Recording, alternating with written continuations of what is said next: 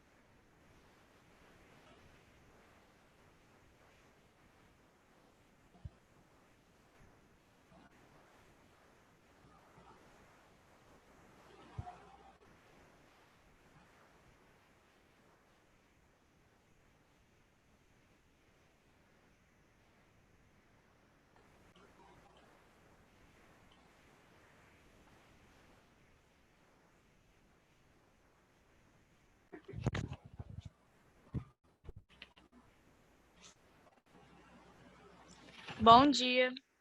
Bom dia. Só esperando todo mundo entrar aí pra gente começar.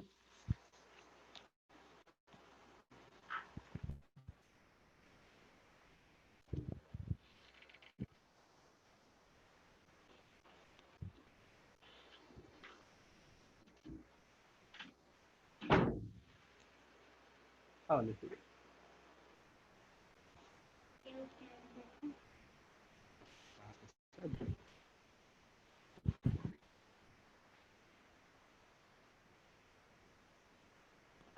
Deixa eu tentar partilhar. Não, não.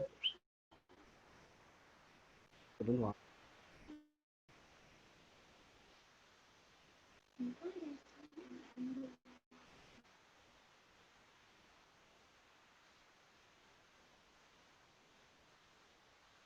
Ah, eu não consigo partilhar duas telas, não. Vídeo, não.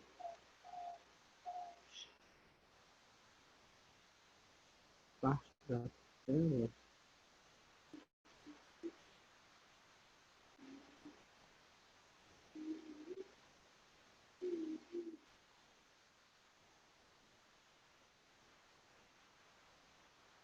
Ficou chato. Galera, eu tava querendo compartilhar aqui em duas telas, não consigo, não. Tá com presença no chat lá? Tá partilhando aí o PDF? Sim, Não consigo partilhar duas telas, não? Dois documentos? Alguém já fez isso na eu vida? acho que não. Tem que colocar o livro e o material um do lado do outro para ficar mais fácil para vocês acompanharem aí. Ficaria mais dinâmico, mais didático, pelo menos. Enfim. Quando o pessoal coloca presença, deixa eu me interromper, deixa eu tentar fazer isso. Eu vi alguém fazendo isso.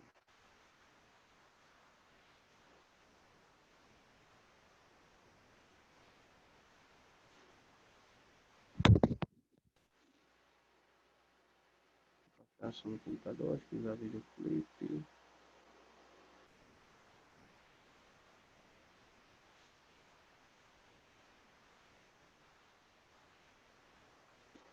Não consegui, não. Tá.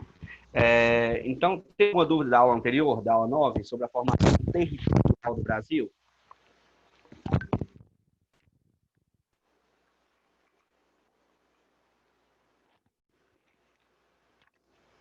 Vou fazer aqui igual no Senado, hein? Não se manifestou, está aprovado, seguiremos para frente. Galera, formação espacial do Brasil. Então, a gente começa aqui no primeiro tópicozinho aqui, ó, eu coloquei tópicos aqui, de repente vocês anotam aí, vocês pensam, vocês fazem o que vocês quiserem. Vamos lá. A formação espacial do Brasil. Então eu tenho. Melhor assim. Então a primeira coisa que eu tenho aqui é Ô, diferencial. Clécio, Oi. Ana Flávia tinha colocado aí no chat como que faz para aparecer duas telas, eu acho. Aqui, deixa eu abrir aqui, peraí. Aperta o sinal do Windows e seta para a esquerda. Aí parelha duas telas. Então, peraí. Sinal do Windows e seta para a esquerda. Mas de que momento da minha vida? Agora, assim, aparecendo duas telas? Ainda não.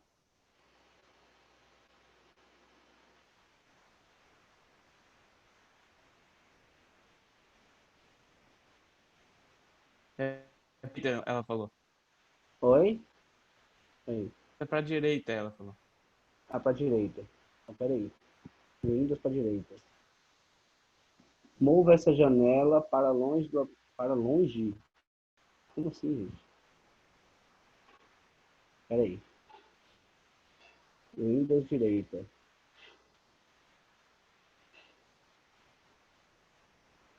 O que vocês estão vendo aí? Aula 10, Geografia 2. Aí os tópicos. Era?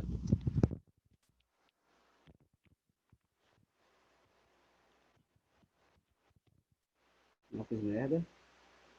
Ah, aconteceu alguma coisa de fato aqui, ó. Peraí, volta aqui.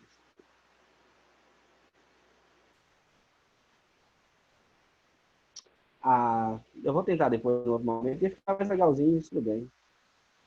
Aconteceu alguma coisa, entendeu? Que eu não sei controlar aqui a parada aqui. Peraí, será que é isso?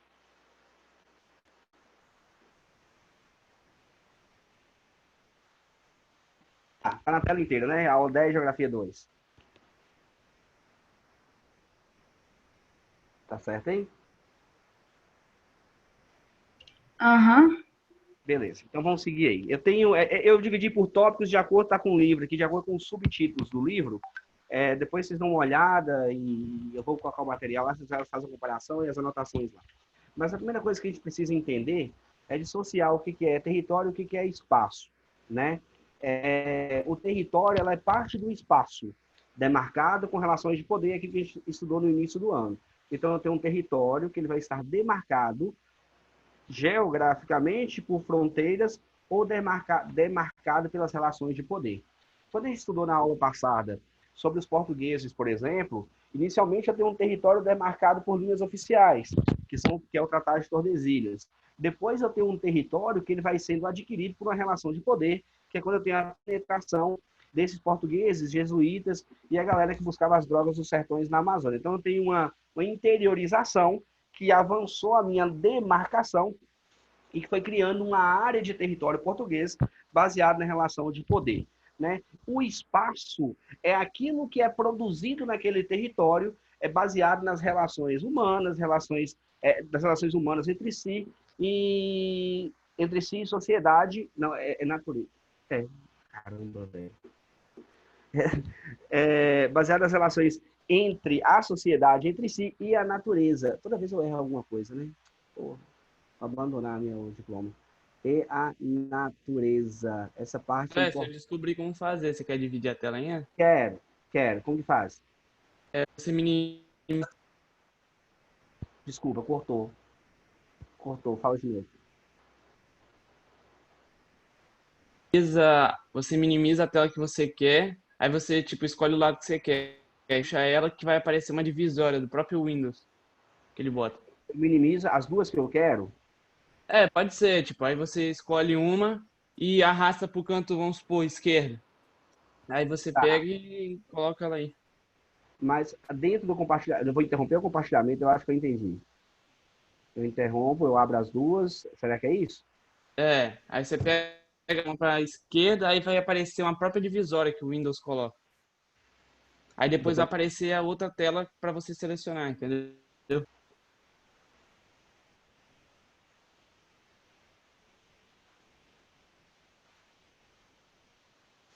que apareceu? Apareceu só uma só. Mas na tela inteira ou só na metade?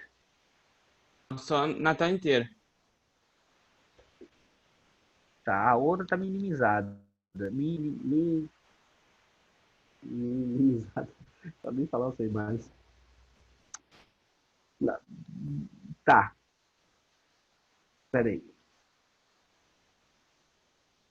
Deixa eu aprender essa próxima aula, que eu não vou conseguir, não. Eu sou meio retardado. Mentira. É porque. Ah, tá. Peraí. Peraí. Peraí. Eu acho que jogar essa aqui dentro dessa aqui.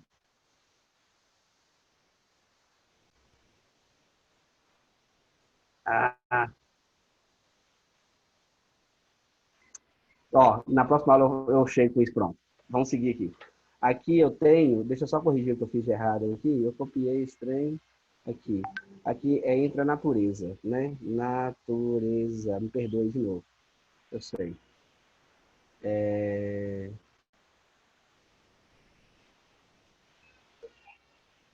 Tá.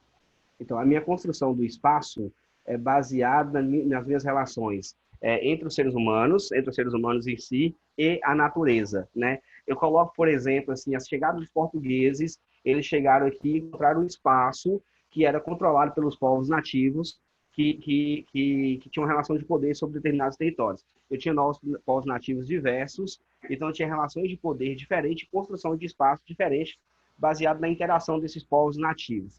Beleza. Então, eu tenho, a partir da chegada dos portugueses, uma mudança, que eu vou falar um pouquinho mais aqui embaixo na questão da origem espacial neocolonialista, eu tenho uma mudança do meu perfil de espaço, certo? Então, eu preciso que vocês entendam que o espaço é diferente do território. Então, o espaço é aquilo que eu vou construir dentro do meu território. Quando os portugueses vieram, eles vieram por causa, em razão de um momento histórico que a Europa estava vivendo, que era o renascimento, o refortalecimento do comércio, né? Então, eu tenho o capitalismo comercial como principal motivador dos europeus chegarem aqui. E o que é o capitalismo? O capitalismo é um sistema que vai substituir o feudalismo, que vai ser baseado na acumulação de riquezas, né? O capitalismo ele prima disso, da acumulação de riquezas. A riqueza ela é relativa ao longo do tempo. E não cabe a gente discutir porque é uma coisa mais de história, né? A riqueza, por exemplo, em determinados momentos, era você ter muita terra, depois era você ter muito ouro, depois você dominar o comércio, depois dominar a indústria. Hoje, você não precisa dominar a indústria para ser rico. O cara do sofá de casa dele ele consegue dominar o mundo e consegue ser a pessoa mais rica do mundo se ele conseguir desenvolver o produto que o mundo inteiro quer. Então, o importante é a gente entender que a Europa estava passando por um momento de transformação, a consolidação do capitalismo comercial. Esse capitalismo comercial, a gente está falando de uma origem de espaço, ele vai gerar uma desigualdade. Isso é muito. Às vezes é difícil de falar, porque parece que está criticando o sistema, eu não estou nem aí para sistema nenhum, mas assim, o capitalismo ele vai criar desigualdades por essência. Porque se eu quero acumular riqueza, eu vou acumular riqueza, outra pessoa não. Não existe riquezas para duas pessoas no capitalismo. Não existe possibilidade de você ter um pé de igualdade dentro de uma relação capitalista, porque a primazia dela é a acumulação de capital. Se eu vou acumular, eu vou ter e alguém não vai ter. E eu preciso que alguém não tenha, de maneira relativa, mas eu preciso que alguém não tenha. Tá? Então, as minhas relações trabalhistas, as minhas relações capitalistas, elas também vão influenciar na forma em que eu vou moldar o meu espaço. Eu estou falando do espaço brasileiro, eu estou falando da chegada dos portugueses no território que via ser o Brasil, certo? Quais são as principais marcas que eu vou ter na minha história, da minha formação, na minha origem do meu espaço brasileiro? Eu vou ter a criação de áreas centrais e áreas periféricas.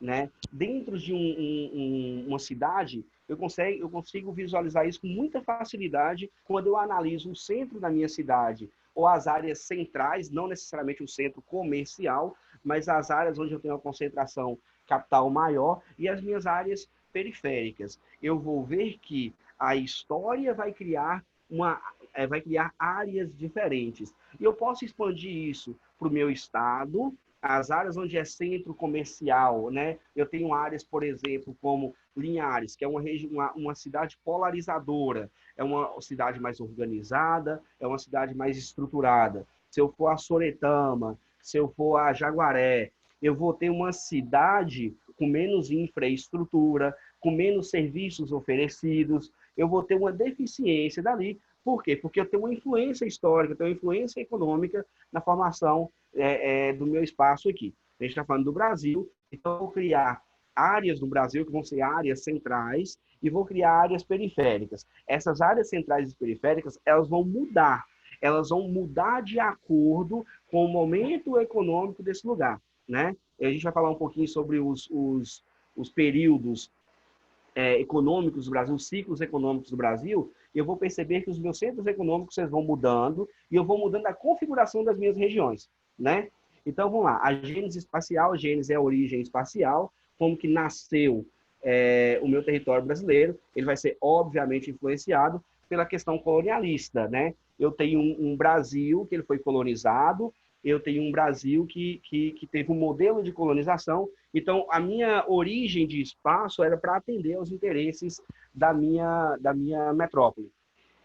Aí eu tenho gênese espacial colonialista, ou seja, o que os colonialistas da época tinham para colonizar? Qual era o modo de colonização? Quem colonizou a gente foi Portugal, né? Algumas regiões próximas a nós. Nós somos uma ilha cultural na América, né? Nós somos uma ilha portuguesa dentro de uma América espanhola, mas tudo bem. A gente tem um modo de produção, e esse modo de produção vai influenciar nos fatores sociais. Qual era o meu modo de produção? Eu tinha um modo de produção escravagista, o meu modo de produção monocultor, o meu modo de produção que vai determinar as atribuições de cada grupo social naquele modo de produção meu. Eu tinha um índio que eu precisava da mão de obra dele no primeiro momento. Depois a mão de obra desse índio já não vai me servir mais. Agora eu tenho as terras que era dele, eu vou destruir. Eu vou acabar eu vou acabar com o poder territorial que esse índio tem sobre o território dele, que eu preciso do território dele agora. Né? Depois eu vou ter os negros, vou ter... Enfim, já falei dos ciclos econômicos também, mas eu preciso que vocês vão entendendo essa formação do meu espaço aí. Feudalismo, espaço fragmentado e relação de poder fracionada. Por que eu coloquei isso aqui? Porque o capitalismo comercial ele vai surgir na Europa a partir do século XIII, século XIV. Por que vai surgir na Europa? Porque eu já tenho um crescimento dos meus burgos, das minhas burguesias, eu tenho um crescimento das minhas estruturas urbanas e o enfraquecimento dos meus feudos. O que era feudo? Eram fazendas praticamente autônomas que não existia relação de poder compartilhada com outros feudos, praticamente. Eu não tinha uma articulação no meu espaço europeu. Cada feudo ele resolvia os seus problemas ali. Cada feudo ele era praticamente autossuficiente. A partir de um crescimento da minha economia, da minha burguesia, eu começo a deixar de ter um espaço mais fragmentado e eu começo a ter um espaço mais dinâmico. Eu pego a minha monarquia com a minha burguesia e vou juntar e vou criar estados, né? Esses estados não necessariamente eram estados da forma que a gente conhece hoje, mas eram grupos territoriais muito mais organizados que vão criar dinâmicas e articulações. Eles vão criar comércios para o mundo inteiro. Então, a partir do desenvolvimento dessa articulação, eu vou ter a influência das grandes navegações. Eu vou ter um comércio crescente, eu vou ter o surgimento de uma classe que até então existia, mas não era tão forte, que são os burgueses. Eu vou ter um investimento muito grande para buscar novas rotas comerciais, que aí vocês já devem ter conhecimento do contexto histórico dessas buscas de rotas comerciais. Eu tenho ali Gênova, eu tenho Constantinopla, eu tenho a galera do Mar Mediterrâneo criando um monopólio no meu sul europeu. Então, eu, português, eu, espanhol, eu, inglês, eu preciso de novas rotas. O comércio é a principal atividade do mundo nesse momento, por isso que é o capitalismo comercial, né? O comércio é a principal atividade. Então, eu tenho aí a igreja incentivando essas buscas de novas rotas, novas descobertas. Por que a igreja faz isso? Ela quer novos fiéis. Por que o comércio, o burguês faz isso? Ele quer novos produtos para vender para a Europa. Nesse momento, é interessante a gente pensar que nesse momento os burgueses, eles não querem ainda novos mercados consumidores, porque eles não sabiam dessas potencialidades, eles queriam novos comércios para a Europa. Então, quando eu chego aqui nas minhas colônias novas, quando eu chego aqui, por exemplo, Portugal não tinha interesse em explorar o Brasil até 1930, né? Era muito dispendioso, a gente não sabia as riquezas que tinha ali, eu já não achei os produtos que eu queria, aquela coisa toda. Então, o que isso tem a ver com a geografia? É você analisar o espaço naquele momento. O Brasil, até 1930, não atendia aos interesses da colônia. Então, eu vou deixar o Brasil ali quietinho, vai ser uma terra de Portugal, mas vai ficar ali mais ou menos esquecido. Quando Portugal entende o valor econômico que a colônia tem para Portugal, ela começa a introduzir uma colonização de maneira mais intensa. Então, a colonização no Brasil ela vai servir para quê? Para atender aos interesses da metrópole brasileira. Então, o espaço, a gênese do espaço brasileiro vai ser todo para entender os interesses da metrópole, né? Então, a partir desses interesses, a partir dessas ideias de que aquele território é um anexo do território português, eu vou criar esses pactos coloniais, né, que vocês conhecem, eu vou criar a minha divisão internacional do trabalho, eu vou criar uma colônia que vai atender exclusivamente o interesse da metrópole. Então, a colônia só vai servir para isso. É como se você tivesse sei lá, uma empresa extremamente organizada e for buscar uma fonte de matéria-prima que aquilo ali só serve para abastecer a sua empresa aqui. Né? Então, eu não vou preocupar com a organização daquele espaço. Eu vou organizar aquele espaço de acordo com aquilo que vai me atender. Né? Então, eu coloquei aqui uma setinha aqui. Ó. A ocupação do litoral. Isso aqui, essa colônia que a gente está falando do Brasil, ela servia para quê? Para complementar a economia europeia. Era uma colônia agroexportadora, isso vai acontecer até 1930. É reflexo do nosso posicionamento na divisão internacional do trabalho. Aí eu coloquei no cantinho aqui, galera, atender os interesses externos em detrimento aos interesses internos. E eu coloquei aqui comparar com os Estados Unidos. Eu gosto muito de fazer isso. Eu gosto muito de fazer isso. Por quê? Porque os Estados Unidos é o tipo de país que algumas pessoas amam odiar, outras odeiam amar. Né? Os Estados Unidos é um contraponto da nossa vida. Se a gente analisar os Estados Unidos é um território, uma área territorial não muito diferente do Brasil, cheio de complexidades territoriais, naturais. É uma área ocupada no mesmo período histórico que o Brasil, mais ou menos que o Brasil, que tomou rumos totalmente diferentes do Brasil. Né? Quando a gente coloca a colonização por povoamento e colonização por exploração como o único fator que vai determinar isso, eu confesso que eu não sou o maior especialista do mundo da colonização americana, obviamente que não, mas a gente precisa entender que o povo nos Estados Unidos, a classe média que se criou ao norte das 13 colônias dos Estados Unidos, elas foram muito responsáveis para o que elas são hoje. Porque quando eu tenho um país, por exemplo, que quando se torna independente em 1776, e eles vão abrir o seu território e fazer uma divisão agrária, por exemplo, eles já têm a concepção na cabecinha deles que eu não preciso acumular riquezas na mão de poucas pessoas para eu conseguir ser um país forte, um país rico. Pelo contrário, quando eles fazem o Homestead Act, eles vão entender que eu preciso fortalecer o meu comércio interno para eu fazer o meu país crescer. O Brasil, até 1930, até hoje, mas principalmente até 1930, é um país de oligarquias, é um país de pequenas pessoas com montanhas de dinheiro, né? Com um mercado interno totalmente fragilizado, com um espaço econômico totalmente fragmentado, desconectado,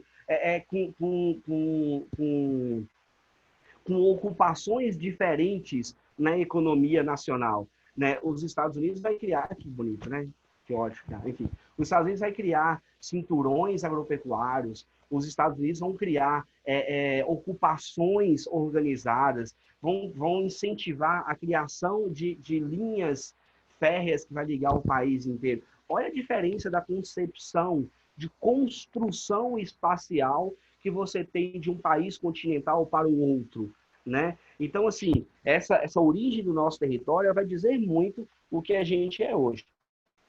Aí a gente tem aqui a economia colonial, que eu já comecei a falar lá na frente.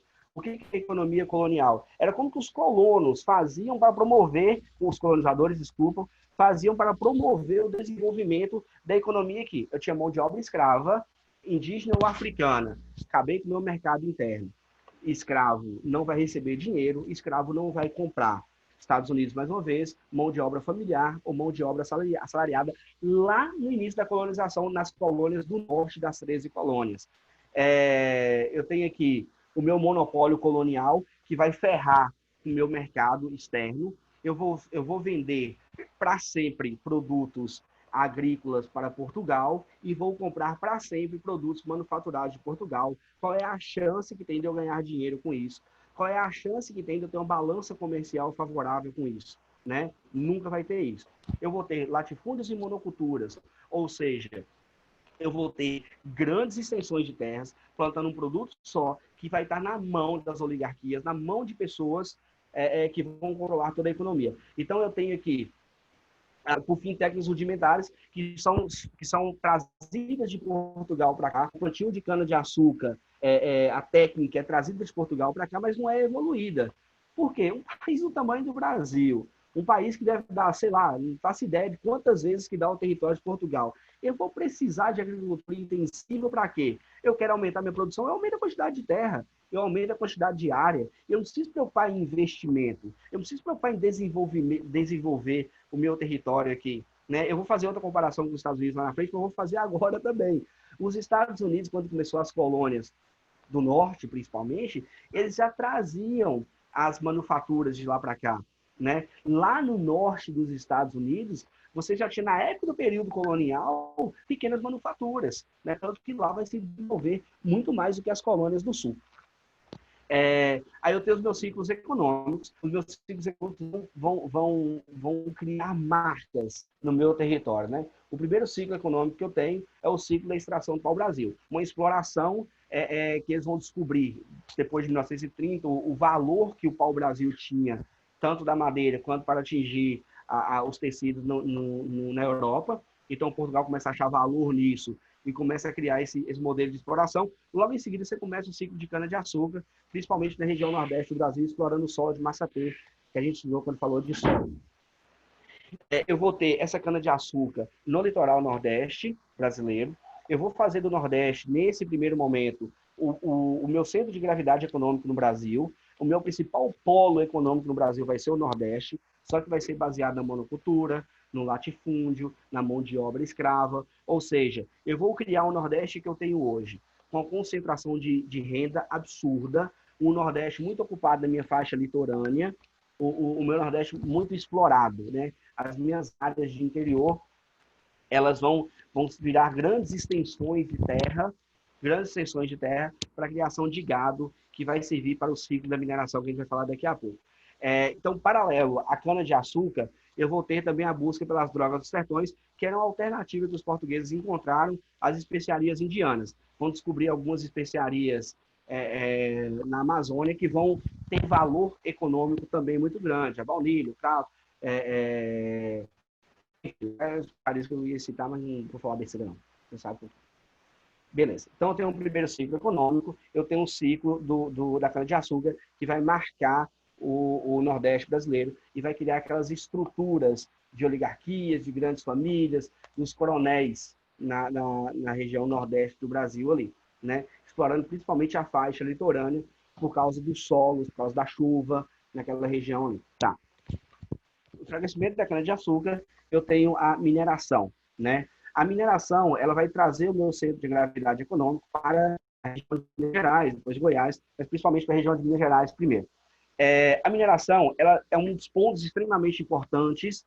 Primeiro que eu vou abandonar toda a minha estrutura econômica do Nordeste, né? Salvador ainda continua sendo capital, mas eu vou abandonar o Alto Nordeste do Brasil, o Norte do Nordeste do Brasil, que está no hemisfério norte, desculpa, galera, o norte do Nordeste do Brasil, e vai trazer o meu centro de gravidade econômica, minhas atividades econômicas principais para a mineração.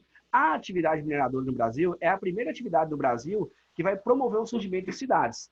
Né? Você vai ter uma concentração populacional muito grande na região de Minas, ali, Ouro Preto, Mariana, a Diamantina depois.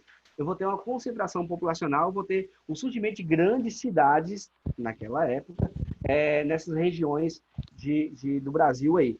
Por que eu coloquei aqui a pecuária do sertão, galera? A pecuária do sertão, apesar de não estar sendo citado no livro, ela foi muito importante para esse período da mineração, porque ela abastecia essas áreas urbanas, né? Quando a gente vai falar quando a gente fala de revolução industrial, por exemplo, teorias populacionais, as teorias malthusianas, o Malthus vai criar um problema muito grande, porque a cidade está crescendo muito e não vai ter ninguém para alimentar essas pessoas das cidades. Então, no caso do Brasil aqui, a mineração, a pecuária do sertão nordestino, ela servia para abastecer as áreas mineradoras de Minas Gerais. E vai criar uma importância econômica, por exemplo, para o Rio São Francisco. Né? Não é muito comum a gente falar dele na nossa região aqui, mas para o Nordeste é um rio de extrema importância, tanto econômica para os seus recursos hídricos, quanto para a questão histórica. Você tem o surgimento de cidades, né, em função desse rio São Francisco. Né? Você vai ter cidades como Pirapora, você vai ter cidades como Januária, né? Não sei se vocês já ouviram falar na vida de vocês dessas cidades, que vão ser centros econômicos muito importantes na época. Inclusive tem um livro um livro que chama Maleita, que vai contar um pouco da história dos portos, dos rios, tal. Esses rios eram muito importantes nessa época e ajudou muito na interiorização do território brasileiro. Aí a gente tem um processo de urbanização, né, que já expliquei, porque você vai ter muitas pessoas vindo para a exploração desses ouros, que são ouros aluviais, são ouros encontrados facilmente na beira de rios. Imagina você está andando no rio, um monte de ouro na beira do rio. Enfim, você vai ter um surgimento de grandes cidades, você vai ter a transferência da capital de Salvador para o Rio de Janeiro. Aí ferra de vez com a região nordeste do Brasil, agora que aquilo lá não serve para nada mesmo. Porque você não tem uma atividade econômica mais expressiva, você não tem mais a capital política do seu território, aquilo fica mais ou menos abandonado. Paralelamente à questão da mineração, a gente tem os cultivos de cacau também, que vai trazer uma importância econômica, mas muito localizada no sul da Bahia, né? Uma importância econômica no Nordeste, muito localizada no sul da Bahia, certo? Beleza. Aí, na mineração, a gente vai romper um pouquinho, a gente vai ter um ciclo econômico depois que é o ciclo do café, mas até a gente falar disso, a gente precisa falar dessa questão do liberalismo econômico, que a gente está entrando já no século XVIII, né? A gente está entrando na nossa revolução industrial, a gente já está entrando no mundo lá, nós estamos aqui com escravo, nós estamos aqui com mão de obra escrava, nós estamos aqui arrebentando nosso comércio interno, estamos um pouco deixando para a distribuição de terras, um pouco deixando para a distribuição de riquezas, mas o mundo lá fora já é um mundo já que está se industrializando. A gente está falando de um mundo já que... Estou falando muito rápido, né, eu acho. Muito presente. Graças a Deus que a gente não. A gente está falando de um mundo que está se modernizando muito. Então, no século XIX, a gente começa as ideias de liberalismo econômico, a gente tem os países industrializados, a gente tem a Inglaterra como a primeira grande potência industrial, depois a gente tem Estados Unidos. Século XVIII a gente tem a Inglaterra, né? Século XIX a gente tem os Estados Unidos, metade do século XIX a gente tem os Estados Unidos já entrando como um país também industrializado, a gente vai ter o resto da Europa se industrializando. Lá no final do século XIX você tem o Japão também com o início do processo de industrialização, bem início do processo de industrialização. O Japão é parecido com o Brasil, né? Mas enfim, beleza. Então dentro disso aí você tem a consolidação dos países, a gente tem as hegemonias, né? As hegemonias econômicas globais vão surgir com o capitalismo industrial, porque você vai ter um domínio de alguns países sobre a economia do globo. Aquela divisão internacional do trabalho, a DIT, ela vai se consolidando cada vez mais. Então, você vai criando países com definições aqui fazendo a economia global, e o Brasil ficou um papel muito legal, muito bacana, de fornecer matéria-prima para todo mundo. Quando a gente entra com a nossa economia cafeeira, a gente começa a distribuir café para o mundo inteiro, a gente começa a ter uma economia baseada no cultivo do café, já concentrada agora na região sudeste, o nordeste se ferrou de novo. A economia cafeeira vai se concentrar aqui na região sudeste do Brasil, né? Então a gente vai criar a nossa aristocracia cafeeira, os nossos barões do café, né? Vai ter um espaço moldado aos interesses dos cafeicultores. Por quê? Você tem uma região a região que mais vai se desenvolver no Brasil, eu não sei se vocês pensaram nisso até hoje, mas tudo bem, mas a região que vai mais se desenvolver no Brasil vai ser sempre a região sudeste, a partir do ciclo do café, né? Porque o dinheiro estava aqui, a galera estava aqui, né? 65% do comércio do Brasil era feito pelos cafeicultores. Então, toda a nossa infraestrutura de ferrovias, de rodovias, de portos, ele vai ser destinado a à exportação de café, né? Você vai ter uma mudança nisso a partir de 1930. Mas até então, você vai ter um espaço, aí a gente está falando do espaço geográfico agora, você vai olhar para o Brasil de cima para baixo, assim, ó, nesse período, você vai enxergar o Nordeste com suas estruturas econômicas totalmente arcaicas, baseado naquele modelo da cana-de-açúcar ainda, aquelas grandes lavouras, sendo os coronéis donos ainda. Você vai ter um processo de escravidão no Brasil, na região Nordeste do Brasil, que vai demorar até a abolição muito mais que em todas as regiões do Brasil, né? Região Norte, Nordeste do Brasil. Por isso, quando vocês veem falar sobre mão de obra escrava, normalmente é essas regiões que vai ter, porque a mudança de mentalidade dessa galera não mudou até hoje. Você vai ter um espaço totalmente moldado. Você vai olhar, que eu ia falando, né? Você vai olhar de cima para baixo, você vai ver o Nordeste uma bosta, o Norte com todos os reflexos da busca pelas drogas do sertão, depois da exploração do látex, os seringueiros no Acre. Você vai achar uma zona, aquela região norte do Brasil. Você vai achar um miolo de Minas Gerais ali, todo lá, que é por causa da mineração, e vai enxergar ali o eixo Rio-São Paulo, a parte mais desenvolvida do Brasil, por causa dos cafeicultores. A lei de Eusébio de Queiroz, a lei da princesa Isabel, que eu acabei de esquecer, a lei Áurea, vai fazer com que a gente tenha o início de uma... Aqui está fortalecimento do mercado interno, mas é força de vontade, colocar fortalecimento. A gente vai ter um surgimento de um mercado interno. Por quê? Porque como você vai proibir mão de obra escrava, você vai obrigar a galera a pagar alguém para trabalhar. Então, se alguém vai ganhar para trabalhar, esse alguém vai ter dinheiro e vai poder comprar alguma coisa. Então, você vai ter um início, uma criação de um mercado interno a partir das leis de abolição dos escravos. Comparar com os Estados Unidos. Por quê, galera? Olha só. Quando eu vou pegar os Estados Unidos nas suas 13 colônias, eu divido as colônias do Norte e as colônias do Sul. Qual é a diferença que tem entre as duas? Uma das diferenças é que nas colônias do Norte eu já tinha mão de obra assalariada no período da colonização. Eu já tinha mão de obra familiar e já tinha uma divisão de terras no período da colonização. Então, eu já tinha um mercado interno nos Estados Unidos desde sempre, praticamente. Eu já tinha uma economia local desde sempre, né? Principalmente nas colônias do Norte, né? Então, eu já tinha lá um fortalecimento do mercado interno lá. No Brasil, isso vai acontecer no final do século XIX. Aí eu tenho aqui espaço fragmentado até 1930. Eu coloquei 1930 porque é questionável se não é até hoje, mas tudo bem. Por que o espaço é fragmentado até 1930? Porque os espaços, os territórios brasileiros não se articulam. A economia brasileira não é articulada até 1930. Vocês pegarem o mapa de vocês aí, se vocês pegarem o mapinha de vocês aí da página... cadê? Da página 43, vocês vão perceber que a gente tem ilhas econômicas. A gente não tem um espaço econômico brasileiro articulado, né? Se a gente pegar os Estados Unidos nesse período, você já tinha praticamente linha férrea no país inteiro. Você já tinha trânsito de mercadorias praticamente pelo país inteiro nos Estados Unidos. Isso é muito importante para o fortalecimento interno, né, da economia interna daquilo ali, certo? Então, eu tenho, a partir das leis da abolição da escravidão, a criação de um mercado interno, eu tenho uma figura extremamente importante na família brasileira, que é o Barão de Mauá. Esse cara vai criar uma visão empreendedora no Brasil. Ele vai criar uma outra possibilidade econômica que não seja o café e sim a indústria, né? Eu vou ter aqui a crise de 1929. Oh, que coisa linda, viu? Ainda faltou 9 aqui ainda para ajudar. Ah, não, velho, não.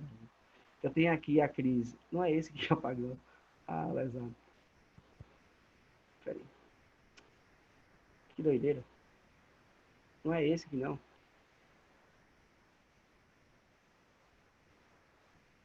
Ah, tá. Eu tenho aqui a crise de 1929. Deixa eu consertar agora a merda que eu fiz. 1929.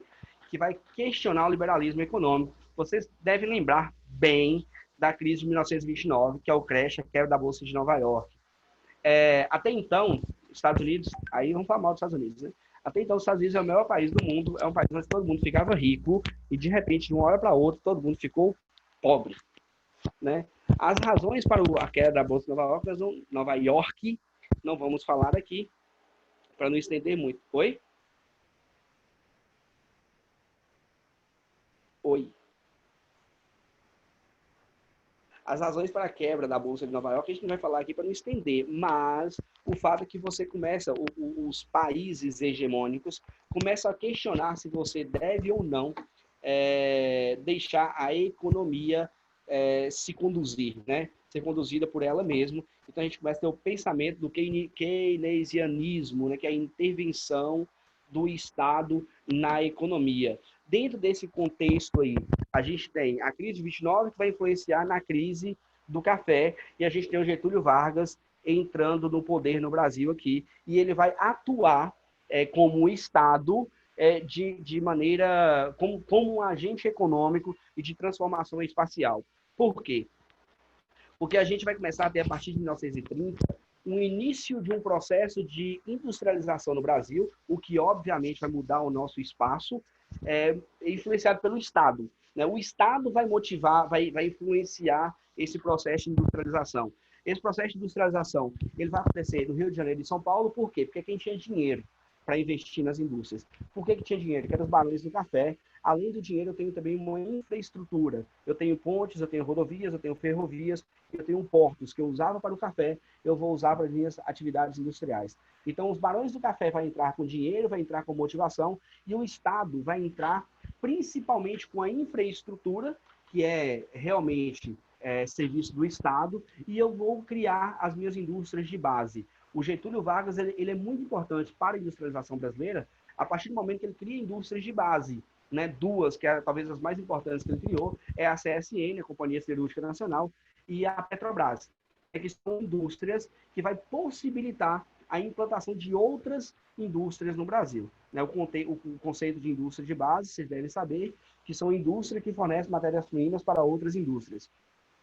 Então, quando eu tinha as indústrias, antes de eu ter, por exemplo, lâminas de aço fornecidas pela CSN, se eu quisesse montar uma indústria que eu precisasse de aço, eu tinha que importar aço de outro país para eu manufaturar aqui no Brasil, o que elevaria muito os meus custos. Então, o Getúlio Vargas ele vai criar o primeiro impulso na minha industrialização. Né? Essa industrialização feita com base no modelo de industrialização por substituição de importação.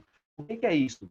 Os produtos que eu importava, os produtos que eu trazia da Europa, eu vou deixar de trazer para a Europa e vou fabricar no meu país. Esse modelo de industrialização, ele é bem importante vocês entenderem que o Japão, por exemplo, é um país que também se industrializou tardiamente. Só que o modelo que o Japão utilizou foi um modelo de exportação. O Japão ele sempre foi voltado para o mercado externo, sempre foi voltado principalmente após a Segunda Guerra Mundial para produzir produtos para exportação. O Brasil ele criou um modelo de exportação, tanto pós Primeira Guerra Mundial quanto pós Segunda Guerra Mundial, quando Juscelino Kubitschek vai influenciar, por exemplo, a vinda de indústrias automobilísticas para cá. Então, eu vou ter um processo de industrialização na região do eixo Rio-São Paulo, aí eu vou olhar o meu espaço do Brasil, o que eu vou ter? Eu vou ter um processo de concentração industrial no Sudeste, eu vou começar a ter o meu processo de urbanização acelerada, urbanização e industrialização caminham juntas, mãozinhas dadas, carne e unha, certo? E eu vou criar os meus processos de desigualdades regionais, né? O processo de desigualdade regional, por quê? Eu vou ter um Sudeste mais desenvolvido e agora é pior, que além das minhas oligarquias, além dos meus grandes grupos econômicos, eu tenho um Estado fazendo isso também. Eu tenho um Estado incentivando essa desigualdade, porque o Estado vai criar os impulsos para a industrialização na região Sudeste. O Nordeste, Norte, Centro-Oeste do Brasil está esquecidão, está abandonado, está às moscas, está a gente trabalhando como escravo, não está ninguém nem aí, certo? Então tem as indústrias de base que eu já falei como primeiro impulso, feito pelo Getúlio Vargas. No segundo momento da minha industrialização, a industrialização brasileira é dividida basicamente em dois momentos, né? O primeiro impulso de Getúlio e o segundo impulso de JK. No impulso do JK, eu vou ter o incentivo das minhas multinacionais, eu vou ter a criação de incentivos fiscais, doação de terrenos, financiamentos, a garantia de construção de infraestrutura para que multinacionais, principalmente automobilísticas, viessem para o Brasil. O Juscelino Kubitschek ele tem uma visão um pouco mais ampla que o Getúlio, talvez favorecido pela visão do Getúlio também, né? Porque ele começou a pensar em criar desenvolvimento no país como um todo. Então, o JK vai começar a ideia de criar superintendências de desenvolvimento regionais. Aí eu tenho a criação da Sudene, da Sudã, Sudene Nordeste, Sudã no norte do Brasil, no Centro-Oeste, que eu esqueci o nome agora. Eu vou ter as minhas superintendências de desenvolvimentos regionais, a fim de eu diminuir as minhas disparidades entre as regiões. O JK vai criar a ideia de levar a capital para Brasília, para eu tentar centralizar o meu país, eu queria tentar ocupar aquela parte central do meu país e também tentar criar uma área de desenvolvimento econômico. Depois eu tenho os governos militares, que vai ajudar também nessa descentralização, criando a Zona Franca de Manaus, mas não vai mudar muita coisa, galera. Principalmente até a década de 90, eu vou ter o que no Brasil? Eu ainda vou ter um espaço fragmentado. Eu ainda vou ter um espaço regional onde eu vou concentrar a minha maior desenvolvimento tecnológico, por exemplo, Milton Santos chama essa região de uma região concentrada, eu vou ter esse desenvolvimento tecnológico na região sul e sudeste do Brasil, né, com grande desenvolvimento industrial, com oferta de serviços muito grande. Eu vou ter a região norte e nordeste do Brasil com uma desigualdade dentro das regiões muito grande, porque eu vou ter polos nas regiões nordeste muito desenvolvidos, polos econômicos muito desenvolvidos. Eu tenho Recife, eu tenho Salvador, eu tenho Fortaleza, que são áreas de desenvolvimento industrial, áreas de desenvolvimento econômico, mas eu vou ter áreas dentro do próprio Nordeste muito subdesenvolvida, muito desigual. No Norte, a mesma coisa. Eu vou ter a Zona Franca de Manaus, eu vou criar uma ilha industrial no meio da Amazônia e eu vou ter cidades muito próximas ali que 99% das pessoas não têm água tratada, né? Então, o espaço brasileiro ele vai continuar muito fragmentado. A única articulação que vai existir dentro desse espaço é que as regiões que não são industrializadas vai acabar fornecendo matéria-prima e mão de obra para a região industrializada. Então, eu vou criar uma DIT dentro do território brasileiro, uma divisão nacional do trabalho, inventei isso agora, dentro do território brasileiro, sendo que as outras regiões vão estar subordinadas à região sudeste do Brasil, certo? Eu vou ter uma mudança nas políticas quando eu tenho um processo de neoliberalismo econômico, eu tenho a vinda de multinacionais para o Brasil, e eu começo a ter um processo da independência dos estados, mas de maior autonomia dos estados, uma descentralização, pelo menos política, em relação a impostos estaduais, por exemplo, e eu começo a ter guerras fiscais. Aí eu começo a ter estados fora do eixo Rio-São Paulo, fora do eixo Sudeste-Sul, eu começo a ter espaços criando essas guerras fiscais, tentando buscar indústrias para o seu território, né? Eu ainda tenho no Brasil um território pouco articulado, né? Não tão desarticulado quanto no início do século XX, mas eu tenho um território ainda pouco articulado, mas o que eu tenho de pior no Brasil, que é a herança de tudo isso que eu falei para vocês, é os meus processos de desigualdades, né? O meu processo de desigualdades, tanto no nível de desenvolvimento tecnológico, quanto no meu nível de desenvolvimento econômico. Eu pulei aqui a região centro-oeste, desculpa. A região centro-oeste é uma região ocupada pela atividade agrícola, só que não da mesma forma que o sertão nordestino, por exemplo. No sertão nordestino, você tem a prática de uma agricultura de subsistência com pouca tecnologia. Na região centro-oeste, eu tenho a ocupação de lavouras modernas, que vai fazer daquela região uma região de grande desenvolvimento tecnológico voltado para a agricultura. Se eu pegar um mapa, por exemplo, do Pinchas Geiger, que é um mapa que ele vai dividir o Brasil em 3 regiões, que é a região Nordeste, Norte e a região Centro-Sul, que teoricamente é a parte mais desenvolvida do Brasil, a região do Centro-Oeste do Brasil, das grandes lavouras, das lavouras modernas, vai fazer parte da região Centro-Sul. que é uma região de grande desenvolvimento econômico por causa do modelo agrícola implantado, que foi implantado principalmente a partir da década de 70, quando os gaúchos, principalmente, descobrem a possibilidade de plantar soja naquela região, certo? Então, eu tenho todo um espaço brasileiro hoje, quando eu falo do espaço, de tudo que envolve um território, moldado por essas influências históricas aí e por esses períodos históricos aí.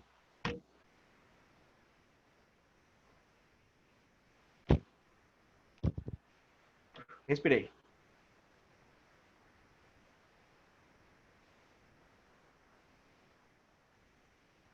Pessoal, tá todo mundo aí? Falei para alguém? Alô, alô, alô. Achei que tinha 45 minutos sem parar para ninguém. Falei 20, 45 é a primeira vez. Galera, deu para entender alguma coisa? Matéria tá fácil, Clécio. Você não falou isso antes, cara, eu nem explicava. Eu falei essa prosopopeia toda aqui. E se o professor passa para a aula 11, que essa aí tá de boa. Não, tem que ouvir aquela explicação para reforçar. Não, tô brincando, não tô aqui para isso. Galera, precisa mandar esse materialzinho para vocês ou tá de boa? Vocês fazem anotações suas aí? Manda lá para complementar. Beleza, vou mandar. As atividades vocês fazem, se tiver alguma dúvida, traz a semana que vem que a gente corrige. Tranquilo?